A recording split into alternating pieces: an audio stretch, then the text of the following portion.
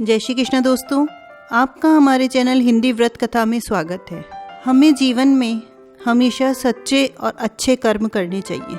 अगर हमारे सामने कभी कुछ गलत हो रहा हो तो हमें आंखें मूंद के खड़ा नहीं रहना चाहिए। उस गलत बात को सही करने की इच्छा रखनी चाहिए, उसको सही करने के लिए आवाज उठानी चाहिए। अगर हम गलत बात का साथ देते हैं, आंखें मूंद कर चुपचाप खड़े रहते हैं, तो उसका परिणाम अच्छा नहीं होता है। उसका पाप हमें ही लगता है। उस पाप के कारण हमें पता नहीं क्या क्या कष्ट सहने पड़ते हैं। और अगर हम गलत बात को होते देखकर उसके लिए आवाज उठाते हैं, उसको सही करने की कोशिश करते हैं, तो हमारे जो पाप हैं उससे भी हमें मुक्ति मिल जाती है। ऐसे ही जटायु और भीष्म पितामह की कहानी है कि कैसे जटायु को मुक्ति मिली और भीष्म पितामह को बाणों की सैया मिली। क्या कारण था कि जटायु को तो भगवान की गोद मिली और भीष्म पितामह को बाणों की सैया। तो आइए सुनते हैं ये कहानी।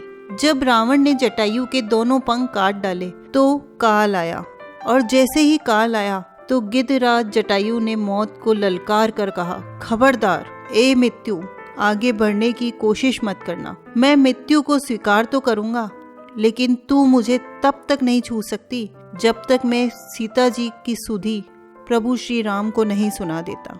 मौत उन्हें छू भी नहीं पा रही, एक तरफ खड़ी होकर कांप रही थी।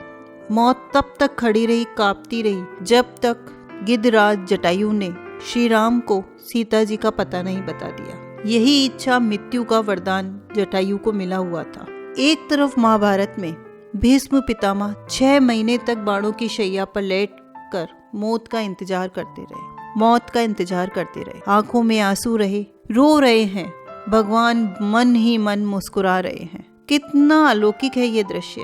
एक तरफ तो रामायण में जटायु भगवान की गोद रूपी शैया में लेटे हैं और प्रभु श्री राम रो रहे हैं और जटायु हंस रहे हैं, और वहीं महाभारत में भीष्म पितामह रो रहे हैं और भगवान श्री कृष्ण हंस रहे हैं। अंत समय में जटायु को प्रभु श्री राम की गोद मिली और भीष्म पितामह को मरते समय बाणों की शैया मिली। कितनी भिन्नता प्रतीत हो रही है इन दोनों ही बातों में। जटायु अपने कर्म के बल पर अंत समय में भगवान की गोद रूपी शैया में प्राण त्याग रहे थे, प्रभु श्री राम की शरण में, और बाणों पर लेटे लेटे भीष्म पितामह रो रहे हैं। ऐसा अंतर क्यों?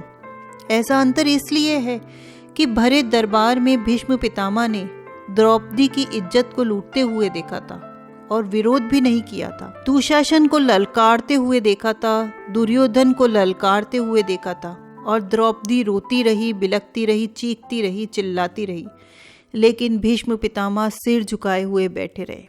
एक नारी की रक्षा भी नहीं कर पाए। इसी का परिणाम यह निकला कि इच्छा मृत्यु का वरदान पाने वाले भीष्म पितामह को बाणों की सैया मिली, और जटायु ने नारी का सम्मान किया, उसके सम्मान के लिए अपने प्राणों की आहुति दे दी, इसलिए उन्हें भगवान श्री राम की गोद की शैया मिली। जो व्यक्ति दूसरों के साथ गलत होते हुए देखकर भी आंखें मूंद लेता है, उनकी गति भीष्म पितामह जैसी होती है। जो अपना परिणाम जानते हुए भी औरों के लिए संघर्ष करते हैं, उनकी गति जटायु जैसी कीर्तिवान होती है। उन्हें भगवान श्री राम की गोद की शैया मिलती है।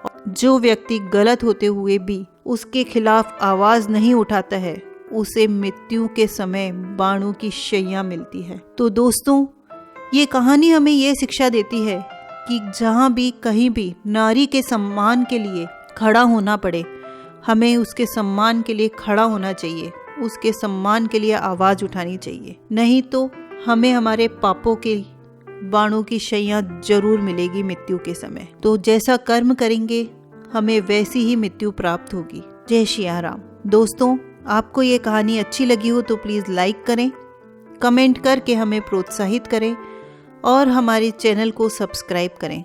धन्यवाद।